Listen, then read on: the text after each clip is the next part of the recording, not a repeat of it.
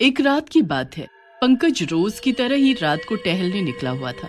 तभी उसकी नजर अचानक कुछ चमकती हुई चीज पर पड़ी। उसने सोचा कि ऐसे ही कोई धागा चमक रहा होगा, क्योंकि रोशनी बहुत कम आ रही थी। अरे, धागा कितना चमक रहा है। इतनी काली रात है, फिर भी मुझे दिखाई दे रहा है कि वहाँ पर कुछ है। पता नहीं कैसा धागा है जो दूर से भी नजर आ रहा है। जाकर देखता हूँ, आखिर ये क्या है। पंकज आगे चला जाता है और उस धागे के पास जाकर खड़ा हो जाता है। दूर से तो लग रहा था जैसे कोई धागा है, लेकिन ये तो छड़ी है। इतनी सुंदर छड़ी तो मैंने आज तक नहीं देखी।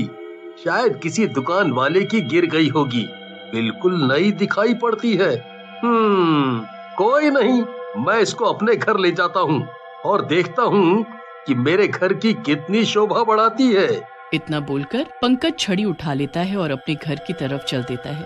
घर पर उसकी बीवी शीतल और उसका बच्चा अंकित उसका इंतजार कर रहे होते हैं। आज क्या बात है, आपको बहुत देर हुई आने में? कोई मिल गया था क्या? हम लोग कब से आपका इंतजार कर रहे थे और आपके इंतजार में अंकित भी अभी तक नहीं सोया है। उसने भी रट लगा रखी थी, पापा आएंगे तो ही सोएगा। अरे नहीं, कोई मिला नहीं था। बस मैं टहलते टहलते थोड़ा आगे निकल गया था और देखो, आगे जाकर मुझे क्या मिला। पापा, क्या आप मेरे लिए लाए हैं? ये कितना सुंदर है। ये मैं अपने रूम में ले जाऊं? इतनी सुंदर छड़ी तो मैंने कभी नहीं देखी। पापा प्लीज, क्या मैं इसको रख सकता हूँ? Please please. इसमें प्लीज क्या बोलना बेटा। आपको अच्छी लग रही है तो आप रख लो। मुझे भी ये काफी अलग दिखाई दे रही थी। शायद किसी दुकान वाले ने गिरा दी होगी। ये सोचकर मैं इसको घर ले आया। आप इसको अपने रूम में सजा दो और खुश हो जाओ। थैंक यू पापा, आप सबसे अच्छे पापा हो। फिर अंकित वो छड़ी अपने रूम में सजा देता है और वो सारे सो जाते हैं। और तभी वो छड़ी उठती है और उसमें से एक रोशनी फैल जाती है और रोशनी के साथ साथ एक चुड़ैल उसमें से निकल आती है और अपनी छड़ी उठा लेती है। चलो, किसी ने तो उठाया मुझे। मुझे तो लग रहा था जब से वो तांत्रिक मुझे यहाँ छोड़कर गया है, मुझे कोई उठाएगा ही नहीं। मैं आजाद हूँ। अब आएगा असली मजा। अब पता चलेगा लोगों को एक चुड़ैल को छेड़ने का क्या मतलब है। कितना मिस किया मैंने अपनी छड़ी को। चलो, जरा अब उस आदमी से तो मिल लूं जिसने मुझे उठाकर एक नया जीवन दिया है, और उसका धन्यवाद तो कर दूं। इतना बोलकर चुड़ैल पंकज के रूम की तरफ चल देती है। पंकज और उसकी बीवी को सोता देख चुड़ैल उनके बेड की साइड में जाकर खड़ी हो जाती है और धीरे से पंकज को छूती है। कितने आराम से सो रहा है बेचारा। सुनो, तुम्हारा धन्यवाद तो देना भूल ही गई ना। तुम्हें धन्यवाद किए बिना मैं कैसे जा सकती हूँ पंकज? पंकज नींद भरी आंखें मलता हुआ बोलता है। अरे क्यों चिल्ला रही हो भाग्यवान? रात हो रही है। अभी किस बात के लिए इतना चीखना चिल्लाना? सो जाओ ना चुपचाप। तभी पंकज की बीवी उसकी बात सुनती है और उठ जाती है। अरे आप क्या बोल रहे हैं? मैं तो सो रही थी। मैं कहाँ चिल्ला रही हूँ, और वो भी इतनी रात को। मैं क्यों बहस करूंगी आपसे? तभी पंकज की नजर उसके पास में खड़ी चुड़ैल के भयानक रूप पर पड़ती है और वो घबरा कर उठ जाता है। ये क्या चीज है? कौन हो तुम और हमारे घर में कैसे घुस गई? अंकित कहाँ है? अरे पंकज, तुम तो डर गए। मैं तो तुम्हें थैंक यू बोलने आई थी। तुम्हें पता है, एक बार मैं ऐसे ही मस्ती में घूम रही थी और लोगों का खून पिया करती थी और अपनी भूख मिटाया करती थी। अच्छी खासी मैं अपनी दुनिया में मस्त थी, लेकिन ये बात एक तांत्रिक को हजम नहीं हुई और उसने ठान लिया कि मुझे पकड़ कर ही रहेगा। फिर उसने एक चाल चलकर मुझे मेरी ही छड़ी में बंद कर दिया और उस जगह पर छोड़ दिया जहाँ से तुम उठाकर लाए मुझे। तो तुम्हारे छूते ही मुझे आजादी मिल गई। तो तुम ये सब हमें क्यों बता रही हो? बस ऐसे ही, बहुत दिनों से किसी से बात नहीं की थी तो सोचा तुझसे ही कर लूं। और मैंने तेरे बेटे को कुछ नहीं किया। मैं बच्चों को नहीं मारती। उनको मारकर मुझे आखिर कितना ही खून मिल जाएगा। भूख भी नहीं मिटती मेरी, तो मैं इधर आ गई। इधर आ गई मतलब? तुम तो हमें थैंक यू बोलने आई थी ना। अब तुम जा सकती हो। हमें नहीं चाहिए वो छड़ी, तुम रख लो। लेकिन हमारे घर से जल्दी चली जाओ।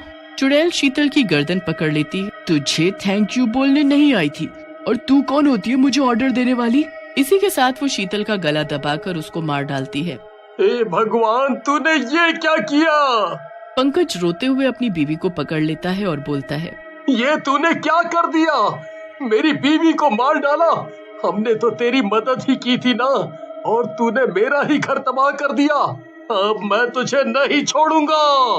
इतना कहकर पंकज अपने साइड में रखे हुए लैंप को उठा लेता है और चुड़ैल को मारने की कोशिश करता है। तू कैसे भूल सकता है रे? मैं चुड़ैल हूँ, मुझे कोई नहीं मार सकता, और तू जैसा तो बिल्कुल नहीं। और अपनी छड़ी से पंकज के सर पर हमला कर देती है। पंकज के सर से खून निकलने लगता है। कितना सारा खून है यहाँ, आज तो मजा ही आ गया, दो लोगों का खून। इतना बोलकर चुड़ैल दोनों को खा जाती है और वहां से निकल जाती है। अब जरा देखो तो वो तांत्रिक कहाँ है? इतनी हिम्मत हुई थी उसकी कि मुझे कैद कर दिया। वो शहर में निकलती है और उस तांत्रिक का पता लगाती है। उसको पता चलता है कि तांत्रिक शहर के कोने में छोटी सी कुटिया में रहता है। अच्छा, तो मुझे कैद करके अपना जीवन अच्छे से बिता रहा है। बेचारा, उसको तो पता भी नहीं होगा कि मैं आजाद हो चुकी हूँ। चलो कोई नहीं, मैं जाकर बता देती हूँ कि मैं वापस आ गई हूँ। चुड़ैल एक सुंदर सा रूप धारण करती है और एक दुखियारी औरत होने का नाटक करती है और बाबा के पास चली जाती है। क्या बाबा, आप मेरा भी भला कर सकते हैं? मैं बहुत परेशान हो चुकी हूँ। किसी ने बताया आप सबकी मदद करते हो, मेरी भी कर दो। बताओ, तुम्हारी क्या परेशानी है? अगर मेरे बस में हुआ तो मैं तुम्हारी मदद जरूर करूंगा। तभी बाबा की नजर उस औरत के हाथ में पकड़ी हुई छड़ी पर जाती है और वो सोचते हैं, ये तो वही चुड़ैल है, मेरे सामने ढोंग कर रही है, लेकिन ये छड़ी से बाहर आई कैसे? मेरे घर के पास एक कुआं है, उस कुएं में मेरा कुछ गिर गया है जो किसी जादू से ही वापस आ सकता है। क्या आप मेरी मदद करेंगे बाबा? ना जाने इसके मन में क्या चल रहा है, पता लगाना होगा उस कुएं के पास जाकर। हाँ, मैं तुम्हारी मदद करने के लिए तैयार हूँ। बताओ, कब चलना है? बस अभी ही चलिए, निकाल दीजिए। चुड़ैल और तांत्रिक उस कुएं के पास पहुंचते हैं और जैसे ही तांत्रिक कुएं के अंदर झांकता है, तांत्रिक को कुएं में गिरा देती है और अपने असली भयंकर रूप में आ जाती है। बचाओ, बचाओ! मुझे पता चल गया था कि तू ही है। हाँ, अब पता करके भी क्या कर लेगा? अब तुझे कोई नहीं बचा पाएगा। तूने मुझे कैद किया था ना, अब तू हमेशा के लिए यहीं इस कुएं में कैद होकर रह जाएगा। इतना बोलकर वो कुएं के ऊपर ढक्कन लगा देती है और वहां से निकल जाती है। लेकिन तांत्रिक ने अपने भक्तों को इस बारे में पहले ही बताया होता है। चुड़ैल के जाते ही वो ढक्कन हटाकर तांत्रिक को निकाल लेते हैं। चुड़ैल रास्ते में चल रही होती है, तभी उसको एक औरत एक बेंच पर बैठी हुई दिखाई देती है। चुड़ैल उसके पास जाती है। क्या हुआ बहन, बहुत उदास लग रही हो? हाँ, मुझे कुछ पैसों की जरूरत है, पर मुझे कोई देने को तैयार ही नहीं है। बस इतनी सी बात। चुड़ैल अपनी छड़ी हवा में घुमाकर एक पैसों से भरा बैग औरत के सामने रख देती है। औरत बैग को खोलती है और चौंक जाती है। ये तुमने कैसे किया? इतने सारे पैसे? मैं एक जादुई परी हूँ, मेरे साथ चलोगी तो मैं तुम्हें और भी बहुत कुछ दे सकती हूँ।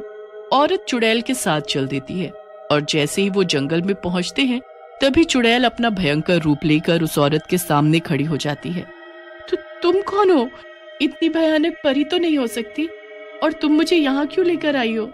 मैं यहाँ तुझे लेकर आई हूँ ताकि मैं तुझे खा सकूं। अब बचकर कहाँ जाएगी लालची औरत? इतना बोलकर चुड़ैल अपने बड़े बड़े नाखूनों से औरत के मुंह पर वार करती है। औरत नीचे गिर जाती है। तभी वहां फिर से तांत्रिक आ जाता है और चुड़ैल पर भभूत फेंक देता है, जिससे चुड़ैल जलने लगती है। बचाओ, बचाओ, बचाओ! इसी के साथ चुड़ैल जलकर राख हो जाती है और वे लोग उसकी छड़ी को भी उसी के साथ जला देते हैं।